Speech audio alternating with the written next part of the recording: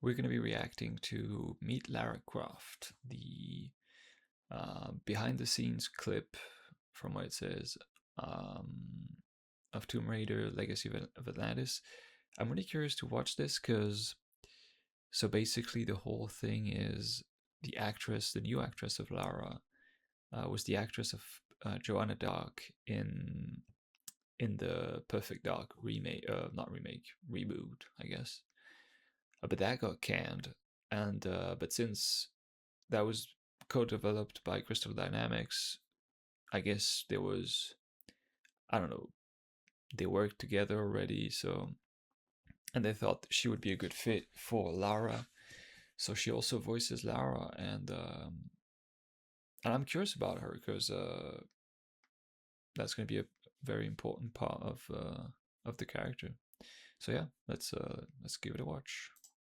Lara is unstoppable, unyielding, unshaken, unwavering, relentless, fierce, brave, heroine, flexible, athlete, explorer, adventure, adventure, adventurer, legend, badass, badass, icon, iconic, iconic, unapologetic. Sexy? That's the word. She's unapologetic. Yeah, I feel like we're. I think that my Lara gets to be unapologetic because of all of the versions of Lara that have come before that have led up to this moment in time with Legacy of Atlantis and then Catalyst.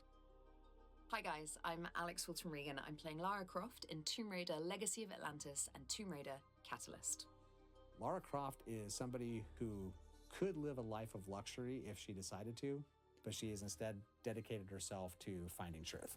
And as a result, she marshals those resources to do things that I wonder if there's gonna be any you and I probably wouldn't have the ability footage to do, like fling herself into far-off locations to find things that the world doesn't believe to exist. But at the core of it, she's an adventurer. She is elegant, strong, confident. She walks into a room knowing that she has a right to be there. There's that foundation of what makes Lara, and it's the passion for uncovering the unknown and just the sense of wonder and discovery and thirst for adventure and like that nerdiness about culture and archaeology. Lara is a living, breathing woman. She has a very tragic past with lots of privilege, yes, but there's lots of tragedy and trauma there as well. She is very, very strong. She is very, very capable. Now, in Legacy of Atlantis, you get to see a fully formed Lara. She has become the Tomb Raider. Even like her quippiness, which maybe at first in the reboot trilogy you didn't see that as much, right? But you did see her go from I'm not that kind of Croft to you don't know how far I've come within one game to the next. There is no insecurity. Now, she may at times question herself, but that's very different to feeling insecure. So I really wanted to bring that confidence to Lara. Her intellect, she's incredibly smart. Toby Gard was the one who actually was ahead of his times. And he knew that female players, they are there. And they want to identify themselves. I always hate that kind of strong females. Why not make an awesome, determined, and powerful archaeologist that's just a female? She was the first, actually. She was exceptional. It's all true, but like that should never be a focus. Just make a female character because you want to make one. Just a way back into, especially players who people needing to identify to characters is just to be a treasure box, so that when fans it's just weird to me. Product, they felt like it's what she's cool. She's cool. And it celebrates whoever you are, and their fandom and love of the Tomb Raider franchise. So when it comes to Lara specifically, our franchise art director, Brennick Adams, and our franchise character modeler, Cam Yu, were basically the ground zero when it came to this new version of Lara. Nobody knows this character more than they do. We just kind of let her breathe for a while in the engine and in cutscenes and cinematics and combat. And then we just make iterations kind of as we go until we get to a point where enough people are like, that's it. That's her. That's Lara. And that's when the magic happens. For this one, I do feel like is a very difficult they succeeded. It is the voice of a character that represents a generation. It has been portrayed by incredible women over the years. There is a lot about Lara, a lot about Tomb Raider that isn't overtly explicit. So finding a new voice for new games is something that took a lot of time. Ultimately, I think Alex gets it right just in the nuance of her performance. It's in the microtones. It's in the little nuances of how she says something and gets that personality from Lara that toes that line between being a strong personality but still being very likable. I couldn't imagine better person to perform Lara Croft. Like extremely intelligent and witty and smart. And she has this charisma of Lara Croft and she's straightforward. We're blessed to have her. She nails it. I'm just going to call it now. She is going to be one of the Laras for legend. Like she will become one of the greats in the line of Laras. There's not been that many, There's so been a large number of fans that like the old school Lara, that like the old school Tomb Raider games, that even though they played the Survivor, they were like, hey, we are kind of missing a couple of things from the other games. Wouldn't it be cool now that we have all of these tools, now that we have a lot more understanding of how to make games for a newer generation, if we took a look at the older games and see, like, do they still make sense? Would it make sense for us to take a stab at reimagining them, preserving what was good about the original game, but kind of looking at through the same lenses from what we learned from, like, the Survivor trilogy? We've spent a lot of time reading comments and reviews for almost every Tomb Raider game, to be honest, because we wanted to make sure that we're making the game for the fans, and we couldn't do that without knowing what they need, what they like, what they loved the most about all of the previous games. It became clear that everything is actually a much more exciting jumping on point if people have a chance to go back and play the adventure that made Lara famous in the first place. This story deserves to exist because it's going to help create the foundational layer that all of Tomb Raider going forward is going to be built on. It's a culmination of everybody's passion and 30 years of history. And it's not even the end of the road, you know? She's just getting started. Lara Croft actually was my first female character that I knew, and I have never thought I could play a female character ever. I grew up playing all the classic Tomb Raider games all the way to the Underworld. And I remember getting some of them on my birthday. And later I was like myself going to the shop and just asking my dad, Dad, can I have that? I've been a fan since I was 12 when the first games came out. And Tomb Raider was the first time that I saw myself reflected. I do have photos of myself when I was like 12 or 13 dressed I as don't her, know. including one pretending to hang from a chandelier. I mean, that's cool, at the right? house of the kids I was Don't get me babysitting. wrong, but like, why do you I'm here sell this idea just that because of the Tomb Raider. Because when I was the little kid, I get into my hands the Tomb Raider level editor, so the tool that helps you to create your own Tomb Raiders.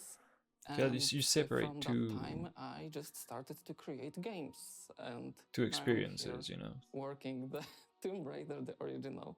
It really happens that you really started to do these Tomb Raiders in your little room, in your house. And now you are working on one, the official one. I went to my dad and I asked him, what do I have to do to be as smart as Lara? And he was like, oh, you must have good grades at school. Okay. So I studied history, art history. I wanted to be like, Smart as she Lara? was. Like, basically, she was a really good role model for me. I feel Smart a in the first massive few games. sense of responsibility to be It's stepping weird. into Lara's shoes. I mean, she to was see dumb, but Lara Croft, Alex Walton Regan on the call sheet every day, you know, with a number one. the beside it. writing in Like, these one, games is Lara Croft, Alex Walton Regan. I mean, it's the biggest thing I've done in my career as an actor. I think for many actors, it would be the biggest thing they ever get to do, you know? Whether it's Crystal, Flying Wild Hog, or Amazon, they're passionate about the project. And that's a really cool thing to feel as an actor. They want it to be as much of a success as I do. The thing that really struck me personally with the Hogs is they are very good at being honest about what's on screen. I really saw like a sympathetic studio What does that in how mean? they develop and the things that they hold. That's so valuable. We vague. saw a lot of ourselves in them. Hungry, open, want to just get in and get ready to work. Like that is a recipe for success. It was always easy to communicate with them, which is funny to say because like they speak Polish, I speak Portuguese. We are talking in English, so none of us are speaking the same language, but somehow like there is that understanding of it. what was important for a Tomb Raider game, and they looked at like what we've done prior to them joining, it all felt very natural. Reimagination is not a goal for us, it's a process. The goal is to create this game once again and in a way that it will generate at least the same amount of emotions as the very first Tomb Raider. That's the goal. But I also kind of want to recreate what I was also feeling when I played these games. And I remember I was watching that as a little kid and I was like, wow, I don't know who is she, but she's so cool. And now to have like that, she shaped me and now I get to help shape her, is something that I've taken very seriously the entire time I've worked at Crystal. I still need to pinch myself sometimes. I really still can't believe that this is happening. This is beyond what I've ever imagined. I want them to play the new Tomb Raider. They hold their shots too long. Oh my god, this is brilliant. We love it. It's bringing us so much joy and adventure and excitement, you know? It's a respite from the difficulties of the world outside my front door. That's what I want. I want them to completely fall in love with the franchise all over again. Legacy of Atlantis is a love letter to fans. Love letter to the fans. Modern era love letter. A love letter. A love letter. I have one wish. I'm not sure I can see it fulfilled, but it's to be in every room as you fire up the game for the first time. I've played the game now for a couple of years straight, and I'm not surprised by anything in it anymore. But I would be so intrigued to see all of the surprise and the look of wonderment on your faces as you play the game. I think that would be my single biggest wish. So what draws you to Lara's story? Experience it for yourself and pre-order Tomb Raider Legacy of Atlantis today. All right, lots to say.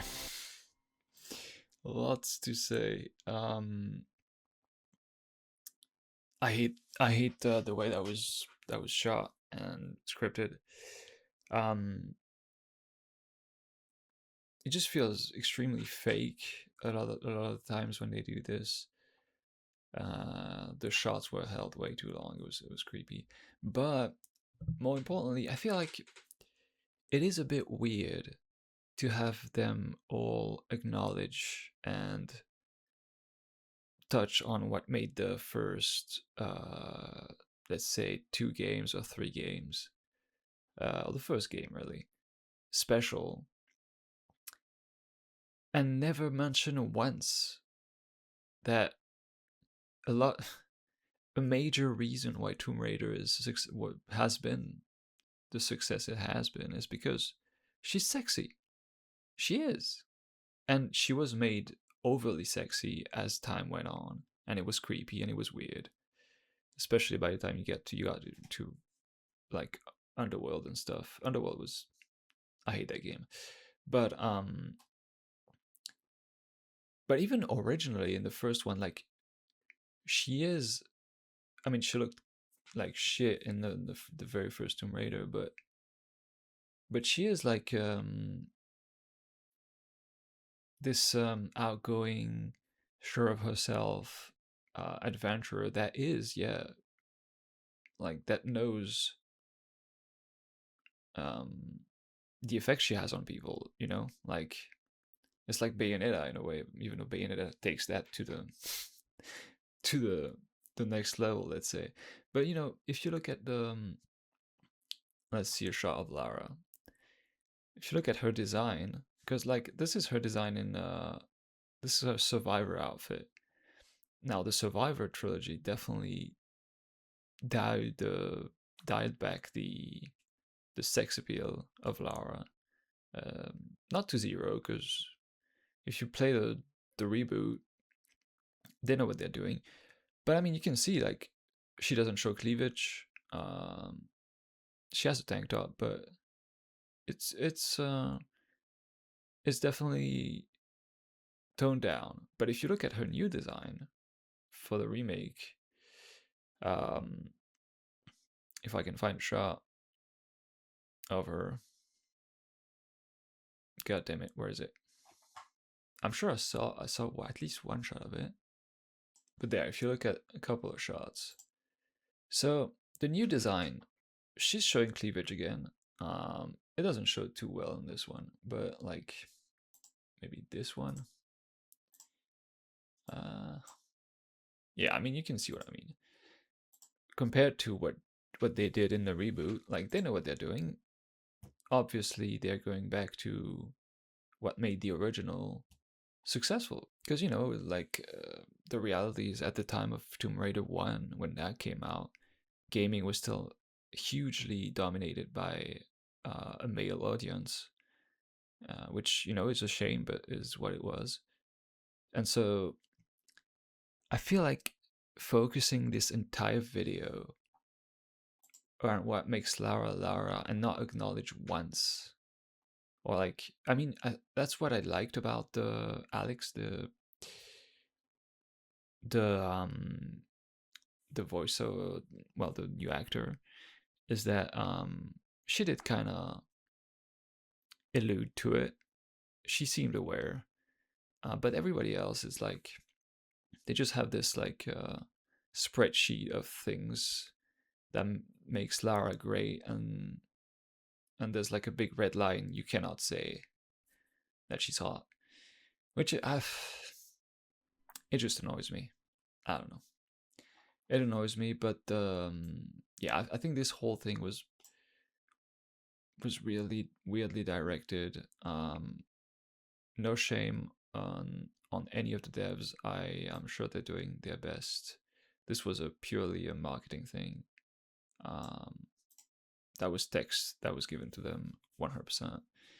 And it doesn't make me any less excited about the game, because again, they did change the. It's not like the designers are not aware of what makes Lara as interesting a character as she is. And again, that's sex appeal is absolutely not the only thing that she's got going for her. Absolutely not.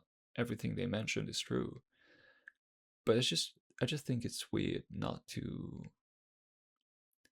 like to be in this, like to put these blindfolds on and pretend like that's not a thing, you know. I think it's cringe. I don't. It's a rated M game, I think. I don't even know, but I would assume it's rated M, or close to. But anyways, I'm rambling. Not much more to say about this. Did I show this as well? You know, like I keep going, but like that's like I don't know if was that even real. I don't know if that was fake or not. If that's real, it's like that's the underworld outfit, sure, but like you know what you're doing. Come on, like be honest about it. There's nothing wrong with it. It doesn't make her any less of a cool character. You know, she doesn't have to be.